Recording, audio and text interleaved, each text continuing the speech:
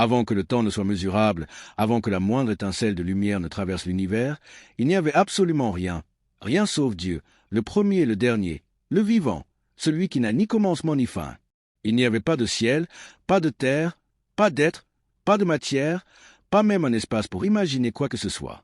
Le silence était absolu, et pourtant, dans ce vide, la majesté de Dieu régnait seule, parfaite et infinie. Dans cet état d'éternité pure, sa connaissance embrassait tout ce qui allait venir, même ce qui n'existait pas encore. La première manifestation visible de sa création fut le trône, immense et majestueux, au-delà de toute compréhension humaine.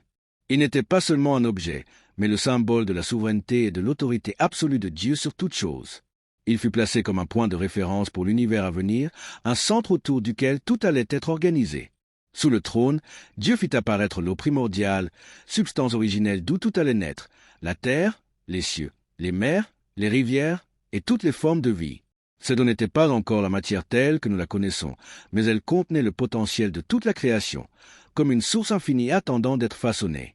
Dieu créa ensuite la plume, instrument de la connaissance et de la prédestination. Par cette plume, tout ce qui allait se produire dans le monde fut gravé avant même l'existence de quoi que ce soit. Chaque événement, chaque être humain, chaque joie, chaque épreuve, chaque royaume, chaque action bonne ou mauvaise. La plume symbolise la sagesse infinie et l'ordre parfait de Dieu. Tout était déjà connu, déjà planifié et inscrit dans ce plan avant que l'univers ne commence. Cette notion ne retire rien au libre arbitre de l'homme. Elle montre simplement que l'univers est organisé selon une intelligence absolue et un dessein parfait. Après avoir préparé le fondement de l'univers avec le trône, l'eau primordiale et la plume, Dieu ordonna que la création se déploie. La première étape fut la formation des cieux. Selon Tabari, l'univers ne fut pas créé au hasard.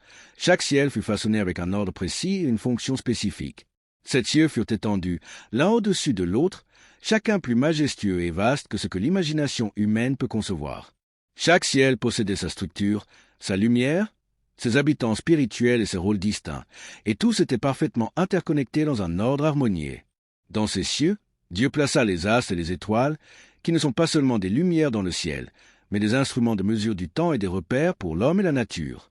Le soleil et la lune furent fixés dans leur course, les étoiles disposées pour guider les voyageurs, et chaque mouvement céleste suit une loi précise qui garantit l'équilibre de l'univers. Le cycle du jour et de la nuit, les saisons et les marées furent préparés pour que la vie sur Terre puisse se développer de manière ordonnée et harmonieuse. Puis vint la création de la Terre. Elle fut étendue et stabilisée par des montagnes, que les anciens textes comparent à des piquets ou des ancrages, empêchant les secousses et maintenant l'équilibre naturel.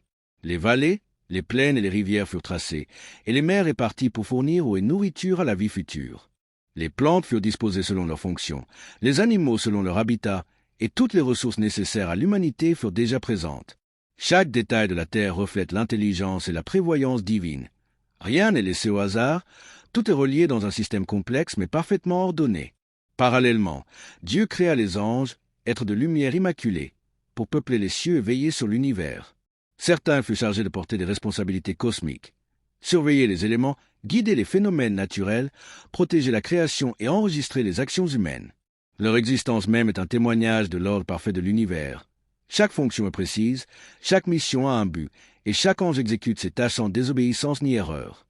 Cette phase de la création montre que l'univers n'est pas un chaos, mais un système harmonieux où chaque élément, de l'infiniment petit à l'infiniment grand, a sa place. Les cieux et la terre, les astres et les océans, les montagnes et les vallées, les cycles du temps et la lumière du jour sont tous le reflet de la sagesse divine. Tout est interconnecté, préparé et prêt à accueillir la vie, à servir de cadre aux épreuves et aux choix moraux qui marqueront l'histoire humaine. Ainsi se termine la deuxième grande étape de la création. Un cosmos parfaitement structuré, un monde en équilibre, prêt à recevoir les êtres spirituels et humains et à suivre le plan divin. L'univers, dans sa majesté, devient déjà un miroir de l'ordre, de la prévoyance et de la puissance infinie de Dieu, prêt à révéler sa grandeur à ceux qui observent, méditent et croient.